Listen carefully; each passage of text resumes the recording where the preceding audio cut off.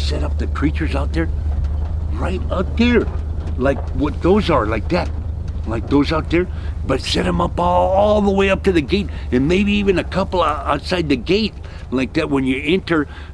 Wow, what is this, Dinosaur Land? I want to go through every one of these loops and look at all those creatures that he's got lined up all the way around there. That's what I would really love to have. And then, yes, the public, can you imagine the public coming in and looking at these things? Hey, $10? Yeah, sure, $10. Come on. You can look, take your whole family, and then don't get out of the vehicle, but just go through every one of those loops, and then look at all the animals, and then you can go on up. What would it be called? What would your land be called? Dinosaur Land? What? Dinoland. The new and improved Dinoland, made out of wood.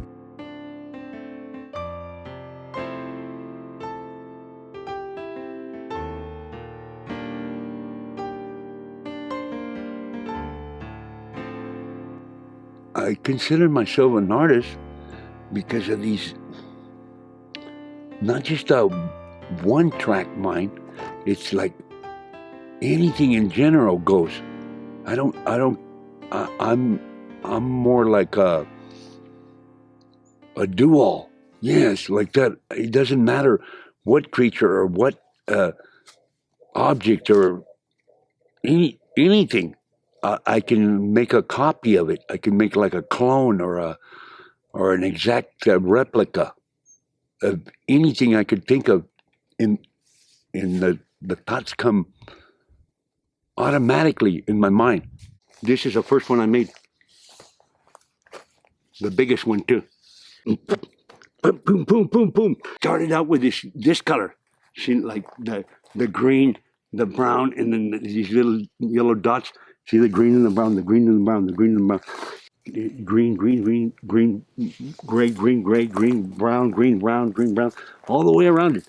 Like a scale, like even his legs too. What about a little bit of yellow in there? Yeah, okay, I'll splash a little bit of yellow on his muzzle so people can see his teeth and stuff. Oh, and he's got some broke out.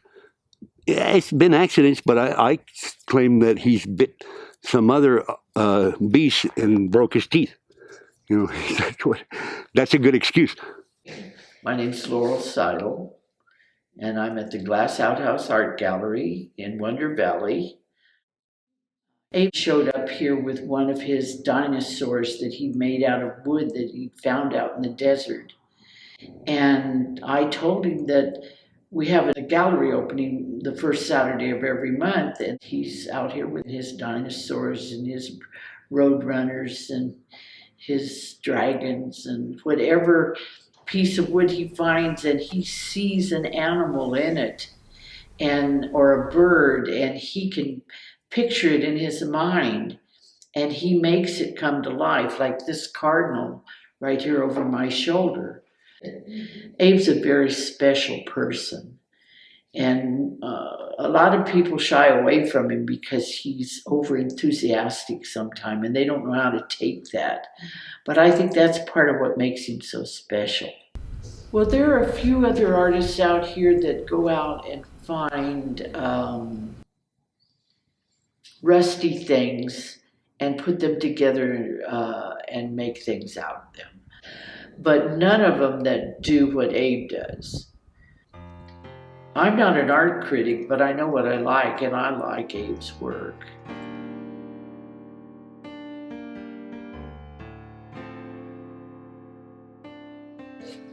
I found this 15 years ago in Pinto Mountain Road, over in the wash. I brought it out to light a few months ago.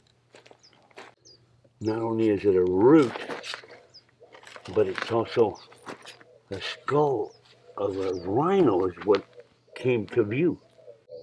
Now this other piece here, it was given to me by Captain Jack.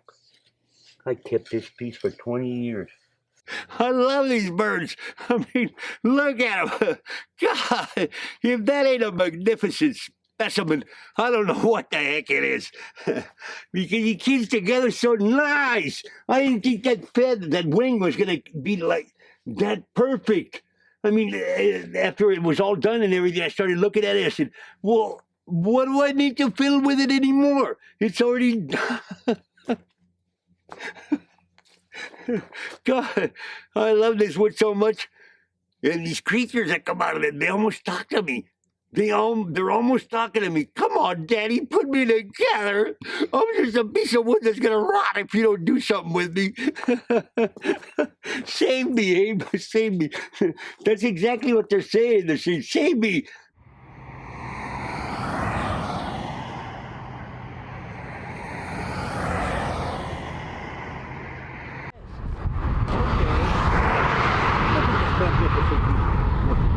One, two, three. The roadrunners, because they're also raptors. They're the last of the raptors in the dinosaurs. The roadrunners. The last of the breed. As a little kid in first grade, that's the first thing that we were taught was dinosaurs. Believe that? Well, in every school damn near, that's what's taught. That's almost the first thing they teach a child or a kid or a girl. You know, they teach them something about dinosaurs. To this day, even back then, that's what my mind kind of stuck to that. It's mostly dinosaurs. That's what I really love. That's how it started. Yeah, at first when I put the green little dots on him, I thought he wasn't going to look too good. But it came out great. What a baby velociraptor. He was just a little chunk like that, and this tail wasn't almost hardly there, but I put the other tail on it, under it. That's what I love about these pieces of wood. You could work either on top of the tail or on the bottom of its belly or on his back in order to put his tail on there. That one across the aisle is also a velociraptor. He's a vicious one. This is more of a friendly guy, but he would still eat meat. I could almost like make anything, and it would be a dinosaur. It didn't matter what the face looked like or what the body looked like. I could make it like a half a dinosaur and half a human, or a half a human, or something with one leg or two or three even instead of four. And it worked out fine in my head. It was perfect. I could almost construct anything I wanted. Okay, this was a piece of oleander, a root of an oleander. And originally I had had the head for years. I had already constructed him and put him together and made it look like a Terra. I even put his name on there on both sides, Terra Bird. But I'm from Sealy, California. I don't know if you've heard of the place. It's right next to El Centro. My dad was a carpenter, a master carpenter, architect's assistant. I was his assistant.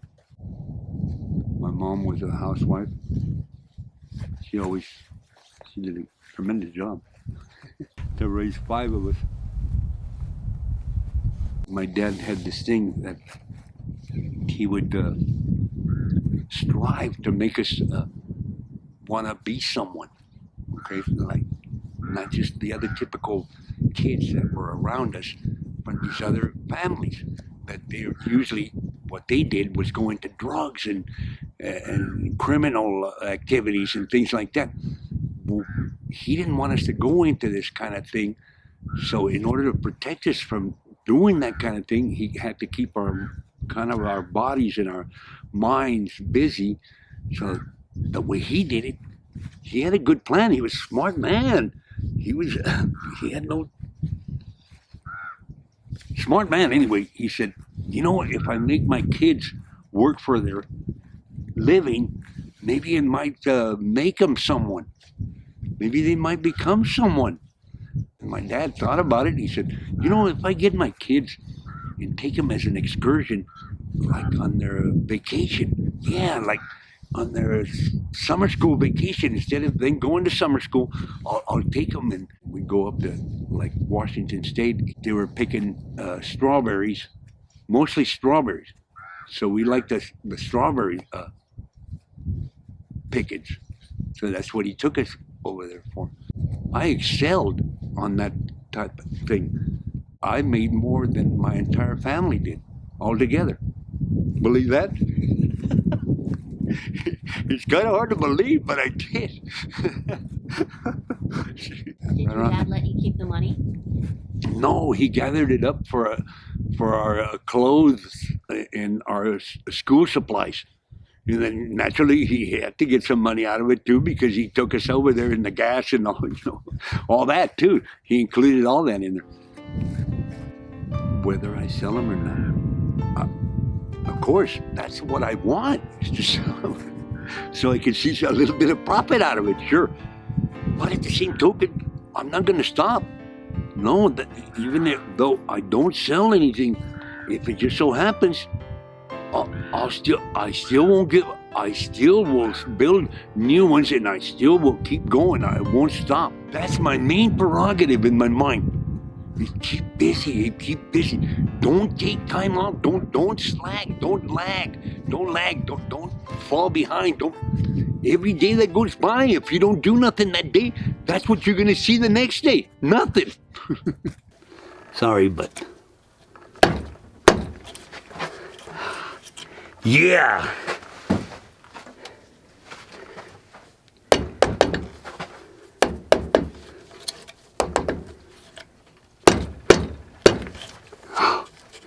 I'm not trying to smash you too much, buddy, but I don't have a choice. Now I'm getting ready to drill the little hole for the leg. It's looking great. A little whack. Oh, and the right tools too. You see that? Oh, look at that already. Oh, perfect. Isn't that something? Isn't that to perfection? Right on the money. Oh, it's almost like picture perfect. I can't even describe it. Isn't that perfect? That is the actual bird. He's pretty. He's beautiful. The situation was I was kind of homeless, and I was kind of sleeping in my truck it had already gone on for about a week. Because I that's another story, but how I ended up there. But the point was I was looking for a place to stay, mainly thinking about maybe I could get a job here doing the same thing I did, which is had already been a few years back. And I thought about it. I said, I think that those trees grew back, and now I can go in there and ask again. So that happened to be the situation. I came by and I asked him. The man says, yeah, sure. So then this time around, instead of leaving after the job was done, I went over there. He's got this little hair loop over there after the gate by the entrance over there. So what I did is I went over there and I kind of went into that little loop with my truck, and I parked right there overnight. Abe was kind of, I don't know what you call it, but he had no place to live. He stayed under those trees out there and with his truck. He went out there and opened up the gates, and he seen my truck out there, so he walked out there and he says, toot, toot, toot, toot, toot. He kind of knocked on the fender, and then, oh, what the heck? And I kind of sat up, and he said, hey, what are you doing out here? Oh, I'm kind of homeless. Could I spend the night here? Is it okay with you, Bob? And he says, oh, I know you did the tree work, but geez, I didn't know you needed a place to stay. You should have said something. Said, what? What are you talking about? He said, oh, here you go. I got this one little room in the back. Just go ahead and drive in the driveway and just park back there. I says, well, why don't you bring it over here and get it out of the way there? I don't care. So I did that. And just go on in, and you can just go ahead and stay there. What? Really? Yeah, there's electric, and there's a little sink in there, in a bedroom. What? In a separate room like that. There's 2 rooms in there. Just go ahead and here's the keys. Thanks. When they're in the very next morning, I said, "Hey, Bob, well, how about if I clean up the rest of the trees?" I like you, Abe. Can you just stick around? Why don't we make it like a partnership? Because I'm getting old and I need somebody else also to be able to, what if I can't shut the gate? What if I can't do this? If I can't do that? He helped me out fixing up a lot of things. But I don't know. He's had a rough life. Everything that broke down that he could, I'm getting too old, I can't see this. Can you, you'll be the mastermind and you tell me which wire and like that. And then I'll be the doer. And it worked out perfect. He helped me with a lot of things because he had this truck. That truck was handy, it was a good-sized truck and all that. So I got him to help me, and then I helped him by paying him some money, so he had a place to stay. Anyway, it worked out. Okay, this is the start of a pterodactyl head, my ideal of it. So this one's going to be a giant roadrunner, and this is going to be an ordinary. My unicorn started out skinny, and now he's fat. Yeah, this is a start of my white rhino, 1 horn. Oh, and I use the 8-ball for his eyes. This is the start of my mini orca. It's going to be black and white. This is going to be the build of my dragon. This one that I was just working on is going to be a raptor with black eyes. Hey, this is the start of my E.T. E.T. go home. My whole idea to it was to make him have like a bubbly butt. But it didn't quite get that bubbly, but it's quite a butt. Oh, and the way that the crack of his ass came out, I thought that was great. I couldn't believe that. Oh, and his tail is even removable too.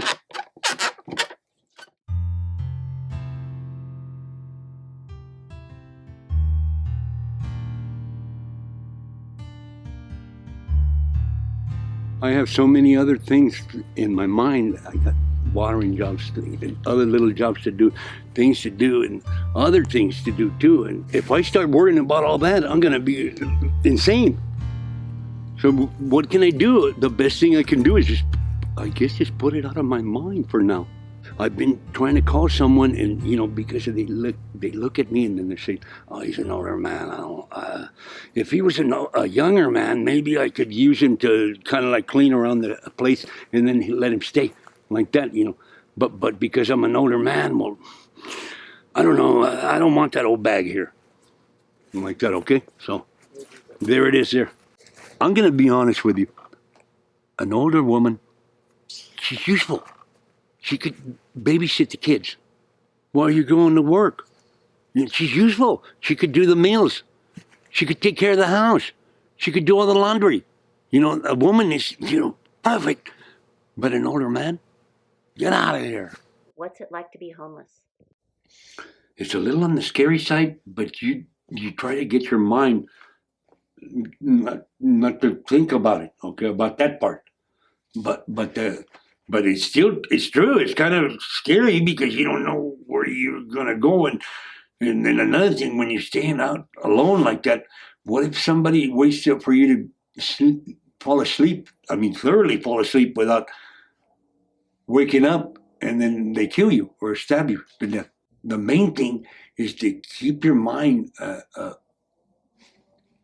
busy on something else, on some good stuff too, on some good things. Maybe tomorrow I'll find a place to stay, and it'll turn out, and it'll be a nice person that'll let me stay there, like that. Every day is a different day, and hopefully you make it till tomorrow. That's what it's all about, till tomorrow. There is no tomorrow. You know that, right? I mean, there is never tomorrow. You know, it's always today.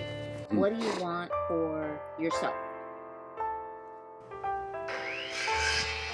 Just to be able to have a studio where I can work on my creatures, to be honest with you. Because at the end, I already have it ingrained in my mind. At the end, that's the only thing I'm going to be able to do. My little creatures.